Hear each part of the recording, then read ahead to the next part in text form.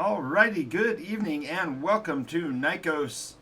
This is Jonathan Albin, your host, and today we are in session zero Chronicles for another species and another wave of interesting information that you'll need to be able to play the Nikos RPG in one of my sessions. Now, granted, the process of a session zero is generally done the first week before an adventure starts, and it gives a game master a single session to work out the final details of what particularly is going on with the players and make sure that he's got everything that's necessary to get going on the game.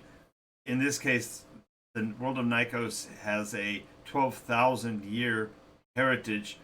That's 48 plus years of play experience every week, and it's just insane number of hours that we participated in this, and so there's a lot of information to go over. So I determined there was a better way to do it was give you the information right here. So today, on episode 3, we're going to be looking at actually a group of species on Nikos known as the Morrowind. I'll explain why we're not going into each individual species of them, but I think you'll get the gist as we go along. We're going to talk about the species name, where they came from, what the culture is, where they are found within the realms of Nikos, and some examples of who they are. So if you're up with it, why don't we go ahead and get started, shall we? All right.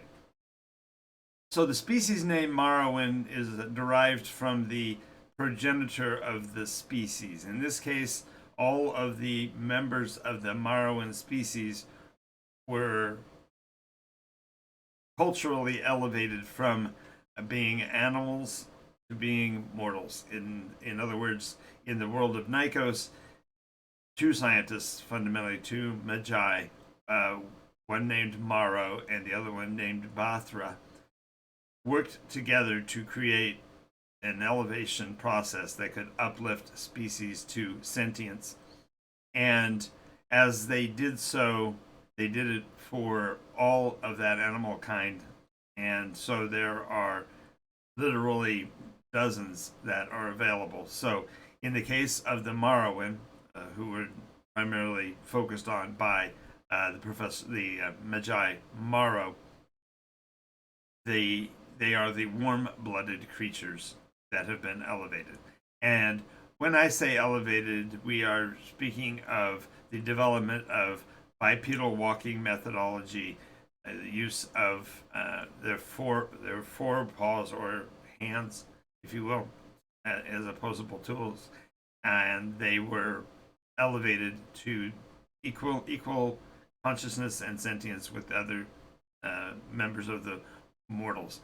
As mortals, we're referring to those species that were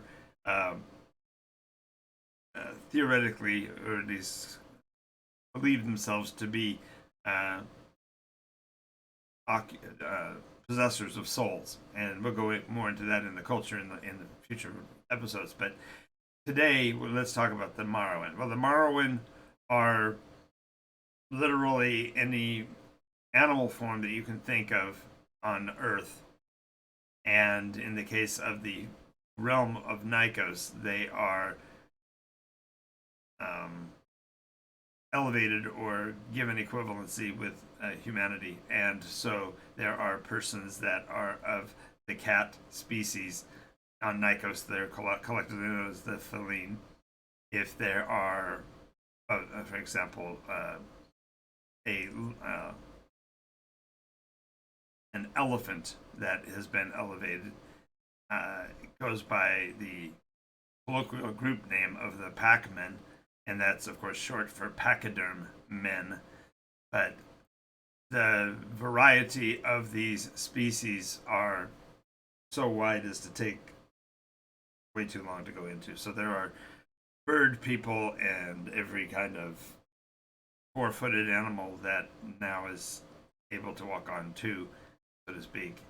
And these species all operate collectively and independently in basically every clime of the world of Nikos, from the jungles to the Arctic.